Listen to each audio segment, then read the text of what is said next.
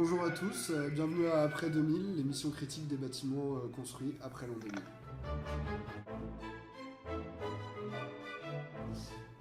Aujourd'hui, on est réunis pour parler de la Comédie de Saint-Étienne. Il y a donc Oscar qui commence une thèse à l'école d'architecture de Saint-Étienne. Il y a Manon qui travaille chez numéro 111 à Saint-Étienne. Hugo qui travaille à la ville de Villeurbanne en tant qu'architecte. Marine, qui est architecte à Saint-Étienne aussi, à l'atelier de Verger. Et on a un petit étudiant, Jacob, qui est avec nous et qui est actuellement en 4e année à l'ENSAS. Et Célia, en duplex depuis Londres, qui fait un stage en ce moment dans une agence londonienne d'éco-construction qui s'appelle Arboreal. Ouais. Et Albin, tu fais quoi? Et moi, aujourd'hui, je travaille dans une entreprise de charpente et je fais un CAP charpente. Donc je vais faire très vite sur l'historique comédie et on va tout de suite après aller voir le bâtiment. Juste vous rappeler que la Comédie de Saint-Étienne, c'est un centre dramatique national qui existe depuis 1947, Jean d'Asté, etc. Les 20 premières années, il n'y a pas de bâtiment. La Comédie, c'est dans les locaux de l'école des mines. Comme ils étaient dans les greniers, le public ne pouvait pas venir voir les spectacles. Donc du coup, Jean d'Asté présentait ses spectacles sur les places de Saint-Étienne, de la Loire et de la région. Et ça, c'était les 20 premières années, donc pas de bâtiment. Ensuite va être construite la maison de la culture qui s'appelle maintenant Opéra de Saint-Étienne. Et Jean d'Asté, on va lui proposer la direction, ça va pas le faire. Enfin, il va y avoir des petits micmacs politiques, etc. Du coup, on va lui trouver la Fédération des mutilés du travail, notre ancien lieu à Beaubrun, celui que tu as visité, notre ancienne comédie. Et du coup, ce bâtiment-là qui était en l'état de friche industrielle. Et c'est les studios Milou qui vont être sélectionnés. C'est un groupement d'architectes parisiens. Studio Milou, je ne sais pas si vous connaissez un architecte. J'étais assez réfractaire au fait que la comédie parte du cœur de Saint-Étienne pour aller se caler vers la plaine Achille. Déjà que la comédie, là où elle était placée, rue Émile Loubet, elle faisait vivre ce quartier-là. Et là, c'est plutôt le rassemblement des différents lieux culturels, alors qu'on va pas à la piscine en même temps qu'on va à la comédie. Mais les gens que je connais habitent un peu plus éloignés de Saint-Étienne, tout en restant à Saint-Étienne. Eux voient pas le souci parce que quand ils y vont, ils prennent leur voiture. Et c'est vrai que le fait qu'elle soit plus extérieure au centre-ville, ça la rend accessible à toute la périphérie de Saint-Étienne. Plein de gens qui fréquentaient pas le théâtre peut-être et qui viennent au théâtre plus maintenant. Après, pour le fait de ramener d'autres publics, moi je me pose vraiment la question de savoir si ça a changé quelque chose ou pas. Parce que étant donné que la ville de Saint-Étienne, elle a une particularité d'avoir un centre-ville qui s'est paupérisé au fur et à mesure des années et que justement les personnes un peu plus aisées et les personnes plutôt dans la classe moyenne sont sorties de la ville pour aller dans les périphéries. Des gens qui habitaient dans les périphéries, qui venaient peut-être dans le centre de Saint-Étienne pour aller au théâtre parce que c'est des gens qui vont au théâtre, venaient peut-être déjà plus. Là où des gens du centre-ville qui vont aller peut-être moins au théâtre avaient cet outil-là à disposition, là où maintenant ils sont obligés de vraiment faire un trajet pour venir. Ce qui est intéressant, c'est qu'il y a un espace ici, dans cette friche qui était énorme, et que si on avait décidé de construire une nouvelle comédie à partir de rien, on n'aurait jamais eu des volumes pareils, on n'aurait jamais pu se les payer avec un budget pareil, et qu'ensuite ça crée aussi un décalage, par exemple tout l'espace des bureaux auxquels on se trouve maintenant et de l'accueil, etc., qui est traité en une série de boîtes le long du foyer. Ces boîtes, elles servent à accueillir des espaces qui sont à une dimension plus petite que celle de la grande halle. Et on peut se dire que probablement dans un bâtiment neuf, on n'aurait jamais construit une grande halle pour y mettre des petites boîtes dedans. Et que le décalage qui est créé là et qui est intéressant et qui est lié au programme qu'on vient créer dans un ancien bâtiment, c'est lui qui fait l'architecture finalement. Et donc ce décalage entre la rationalité et l'espace qui est proposé, qui va créer des accidents en fait, des accidents, des décalages, des trop pleins, des trop vides. Des fois c'est un problème parce que par exemple on n'a pas assez d'espace pour mettre tout ce qu'il faudrait. Julien évoquait le fait que les salles de répétition soient trop petites, que les bureaux manquent de lumière, etc. Donc ça c'est des avantages, forcément.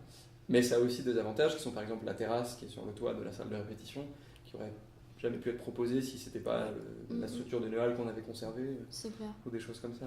Le cahier des charges, il a été fait en 2005, de savoir ce qu'on avait besoin à la Comédie. Donc c'est déjà, en fait, dès qu'on a construit ici, il était déjà plus bon, en fait, le cahier des charges. Par exemple, l'école, il manque d'espace déjà. Et là, sur le hall traversant, avec les 2 entrées, tout ça, qu'est-ce que vous disiez? Moi, je trouve que ça fonctionne pas parce que les gens arrivent côté. Non. Nord, Ouais. sud. Il y en a Moi, je beaucoup suis qui arrivaient pas par le d'accord. parking du Zénith en fait. Ah ouais Bah ouais, en fait. C'est Ouais. pas, Ouais. c'est pas des beau, gens, c'est mais pas quand- agréable, mais les mais en fois fait les gens arrivent par le Ok, parking. les fois où je suis venue ici, tout s'est regroupé là-bas vraiment. Ouais, c'est Ouais, mais Ouais, ça, mais c'est parce que les gens attendaient devant la grande salle, Ok. devant la grande salle, Mais en fait. justement, moi je trouve que c'est en parlant, je repensais à l'ancienne comédie, et en fait je trouve que du coup, c'est pas. Si jamais on m'avait laissé tout seul au milieu du hall, j'aurais été incapable de dire où était la grande salle et où est-ce que j'aurais dû aller. Est-ce qu'il y a vraiment une La entrée première fois, principale ou C'est pas? ça. Moi, la première fois, je savais pas où elle était la grande salle. Mais elle Tu est vois, cachée Je aussi. pensais Elle que ça allait être ici. C'est cet escalier monumental de la Stéphanoise, Voilà. pour moi, qui attire tout de suite, et tu te dis, bah je vais aller là. Alors qu'en Ouais. fait, la salle Jean d'Asté, elle est, il faut prendre un angle, etc. Et ça, c'est aussi un Exactement, peu c'est dû à la compliqué. réhabilitation. Du coup, tu es dans les contraintes du bâtiment et de l'existant. Mais c'est vrai que tu tournes 1 ou 2 fois et avant de trouver les escaliers, de tomber sur les escaliers qui t'amènent à la salle, tu bifurques un peu 1 ou 2 fois, quoi. Et à la fin, maintenant en le sachant, je trouve ça très beau d'avoir un escalier monumental pour une petite salle. Oui, c'est vrai. Et on va tout de suite aller en Stéphanoise pour les spectacles après. Ouais. Donc grand escalier pour petite salle.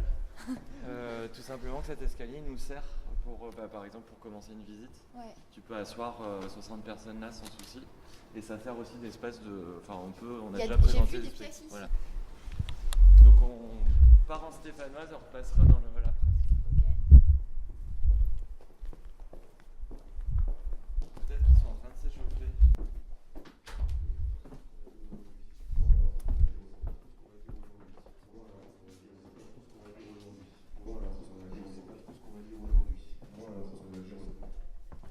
Donc là, on est dans la Stéphanoise, qui est une salle complètement modulable. L'idée, c'est qu'on puisse accueillir toutes les formes de théâtre qui sont possibles en fait. On peut inverser le gradin, on peut le mettre de l'autre côté, on peut faire du face-à-face, ce qu'on appelle du bifrontal, Ah oui. du quadrifrontal. Et si on enlève tout le gradin, il y a un espace de 550 mètres carrés. Je trouve que les gens ont tendance à stagner là-bas Oui, et qu'ici c'est c'est le plutôt- goulot là-bas. Ouais. Bah, en fait, c'est logique puisque notre grande salle 700 places, Ah oui, oui. elle est par un accès qui est complètement déjà saturé. Mais ça a une explication aussi, c'est qu'à l'origine, dans le cahier des charges, il n'y a pas de bar-resto. Ah oui. Et c'est notre directeur qui a vraiment insisté pour qu'il y ait un bar-resto. Donc tout cet espace tout au fond n'était pas prévu comme il l'est. D'accord. Voilà.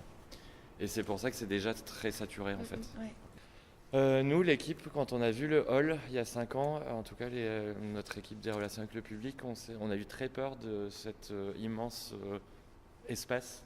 Ah ouais. On s'est dit que ça allait être hyper fin. On quittait quand même Beaubrun avec un hall très petit et tout ça, et on a eu vraiment un peu peur de ça. Du coup, l'architecte a très bien répondu à notre peur en utilisant des couleurs très chaudes, la moquette aussi. Les arbres qui sont morts, donc ils sont en train d'être remplacés. Et c'est surtout les boîtes, ça fait vraiment partie du geste architectural. C'est de redescendre aussi tout à l'échelle humaine en fait. Et je trouve que ça marche plutôt très bien en fait. Voilà. En fait, là, on est tous très enthousiastes de ce rouge et tout ça, mais en fait, Ils ont- est-ce que vous trouvez pas ça un peu oppressant, ce Ah. truc rouge Moi, c'est pas un peu C'est too la couleur much? du théâtre, c'est la couleur Moi, du je rideau, trouve- c'est la couleur de... Moi, je trouve qu'ils ils sont pas les mains mortes quand même. hein. Il y en a beaucoup, Il y en c'est a rare partout. d'avoir des espaces aussi monochromes. Est-ce parce que que la là, on moquette, regarde, on a c'est pas sol, un mur, peu plafond, too much? mobilier qui sont rouges. Là, ça fait élégant. C'est Ouais, vrai mais que c'est quand on vient c'est un peu comme, ça le théâtre aussi. Oui, quand on aussi, vient comme mais- visiteur, je trouve que c'est agréable parce que tu rentres du coup dans un espace qui a une identité hyper forte, super marquée. Ouais. Ça te met dans une ambiance tout de suite quand même avec la moquette assez Cosy. clinquant, cosy et tout. Ça c'est fort, mais pour les gens qui y sont tous les jours, est-ce que c'est si...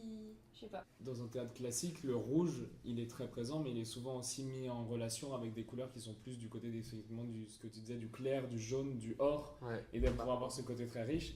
Et là, je pense qu'ils l'ont aussi pas mis parce que tu as toute la charpente métallique qu'ils n'allaient pas peindre en doré. Et du coup, ils ont laissé très grise et très sombre.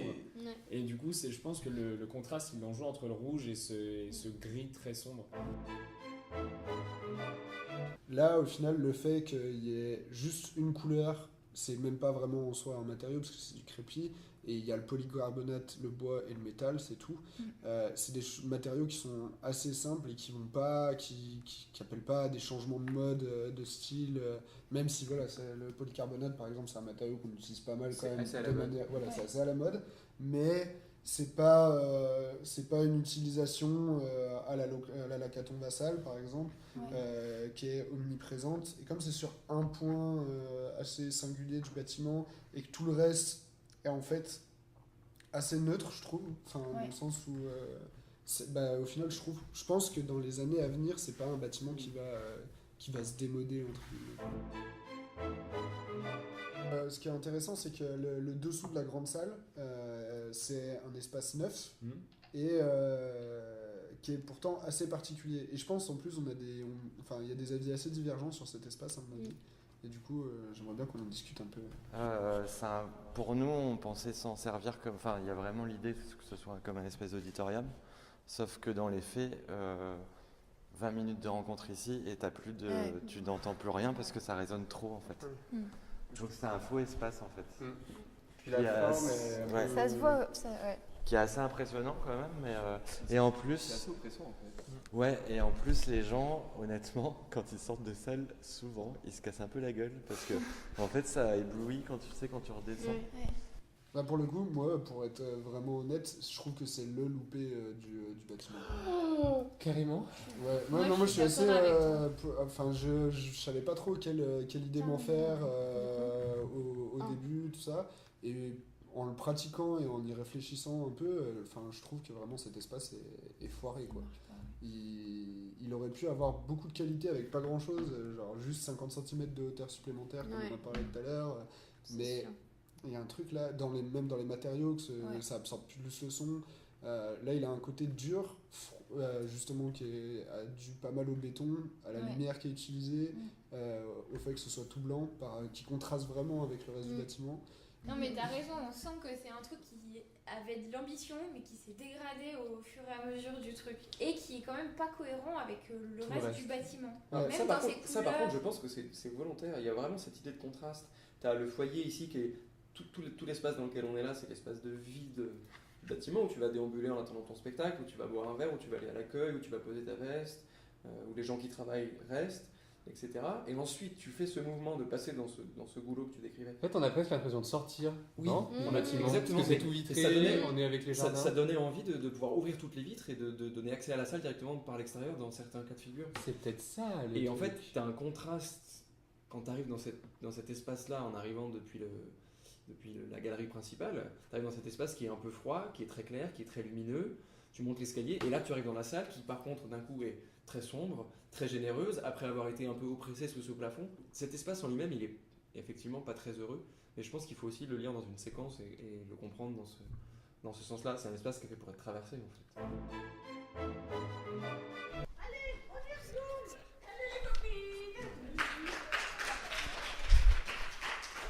J'étais venue pour l'inauguration. Ouais. Et pour l'inauguration, il y avait des anciens ouvriers. Ah bon ? Ah, c'est trop cool. Et j'étais à côté d'eux. Et ils étaient là genre, tu te souviens et tout. Ils reconnaissaient carrément les lieux et tout. Et ils étaient vraiment genre, en tout cas, qui j'étais, ils étaient trop contents.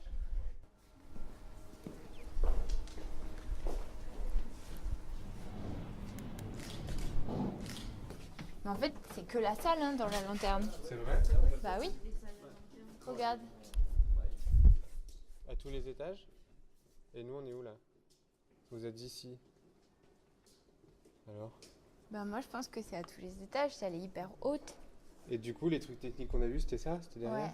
Ah ouais. Je crois, hein. Ouais, peut-être, je sais pas. Donc là, on est dans les espaces techniques qui sont pas du tout publics. Et là, on est au 2e étage, c'est l'espace des loges, avec ce faux foyer, voilà, qui est c'est convivial.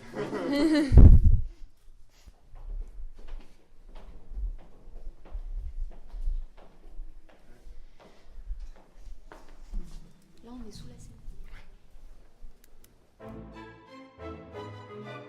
C'est un peu une anecdote, mais là, en faisant la visite, on est allé voir sous la scène, justement, De la grande salle. de la grande salle. Et c'est vraiment un espace incroyable. Je suis assez fasciné par le fait que quand on va voir des espaces techniques, en fait, on se retrouve dans des pièces avec des dimensions improbables. Là, en fait, c'est plein d'entrées, en gros, qui soutiennent le plancher de la grande salle. C'est un échafaudage. Un échafaudage, et en fait on circule entre ça, et c'est vraiment des espaces incroyables qu'on voit que dans des trucs comme ça, et on n'a même pas idée que ça existe. Mais juste Et le je quai de trouve ça- déchargement aussi, je le trouve assez intéressant. Ouais. Ne serait-ce que la porte de, De 3 mètres, enfin de 12 mètres de haut. Ouais, qui permet de faire transiter des décors et tout ça. Et on aurait dit une porte du pavillon suisse de cette année à Venise, quoi. Ouais, c'est clair. C'est assez fou. Ah, et ici, c'est les bureaux. Mais tu peux. Ah ouais. C'est trop bien avec la petite maison. Alors le nôtre, il est particulièrement bien parce Ah que ouais. c'était censé être celui du directeur. Ah! Voilà. Et vous avez une petite terrasse. Et en plus, on a une petite terrasse.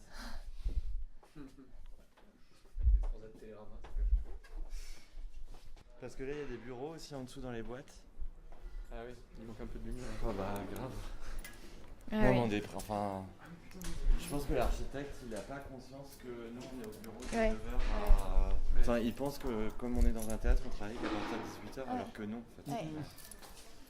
Et du coup, pour les gens qui travaillent ici, c'est pas finalement très agréable. C'est moins agréable que l'autre lieu pour les bureaux. Ah putain, elle est trop bien cette terrasse. Ah oui, Toute là. Ah ouais, ça c'est cool. d'accord. Ah oui, là je dis oui. Ah oui, ok. Oh, stylé. Ah ouais, c'est trop bien ça. Bon alors comme à chaque fois, c'est un petit jeu auquel on se prête pour essayer d'avoir un petit outil de comparaison entre chaque visite. Donc on va faire un petit tour histoire que chacun donne ses notes. Tu veux commencer, Jacob? Ok, moi je mets 4. Moi, je mets Marie. 4. Moi je mets 5. Manon. Moi, je mets 4 parce que rien n'est jamais parfait. J'aurais presque dû mettre 5. Je peux revenir sur ma note. Non, quand même, je trouve que c'est assez bien. Mais moi, Tu 5. changes? Ouais. Moi Ça je vais peut faire être le méchant parfait. du groupe, je vais mettre 3. Mais toi t'as travaillé là aussi. Et moi je veux mettre 4 aussi. Et Célia, combien tu dis? Ce qui Ça nous fait fait 4. donc une moyenne de 4, Voilà. 4,1 très précisément, mais Ouais. ce qui est une bonne note. C'est une très plutôt, bonne note. ouais, c'est plutôt assez positif. Très bonne. Positif. Donc, on n'aura pas de procès. Non, mais- c'est On pourra donc diffuser publiquement cette Voilà. émission. Et on peut négocier des Et arbitres. on peut profiter de parler de ces choses-là pour remercier Julien. Ouais, c'est ce que je Ah bah oui, Julien. il nous a Merci, Julien. permis de faire cette visite très complète et qui nous a merveilleusement guidés. Alors du coup, merci Julien. Et juste pour terminer cet épisode, comme à chaque fois, on veut ouvrir des portes, ouvrir des fenêtres vers d'autres choses. Donc là, il y a Marine et moi qui avons un truc dont on aimerait vous parler. Donc Marine, si tu veux bien commencer. Moi, j'ai apporté un petit livre. C'est une conférence que je suis allée voir à la librairie L'une et l'autre à Saint-Étienne. C'était une conférence de Rémi Janin. Et le livre, ça s'appelle La ville agricole. C'est un petit manifeste qu'a écrit Rémi Janin, qui a fait des études de paysage et qui travaille avec son frère, qui est architecte. Et il vient de se reconvertir dans l'agriculture. Et ils ont toujours travaillé sur la question agricole. Et là, le livre parle de la nécessaire transition des villes vers l'agriculture et qu'il faut que les villes deviennent nourricières pour... Il y a encore un truc de bobo ça, putain ça m'énerve. Et donc moi, j'aimerais juste vous parler d'un réseau auquel je suis allé. Je suis allé aux rencontres de ce réseau qui s'appelle le réseau Éco-Bâtir. Qui est un réseau qui est assez peu connu, mais où il y a plein de gens engagés pour la construction durable, mais avec un vrai sens derrière ce mot. Et c'est un réseau qui gagne à être connu, où il y a plein d'acteurs de la construction, ça va des artisans aux architectes avec des bureaux d'études, qui est un réseau très chouette. Et voilà. Éco-bâtir. Éco-bâtir.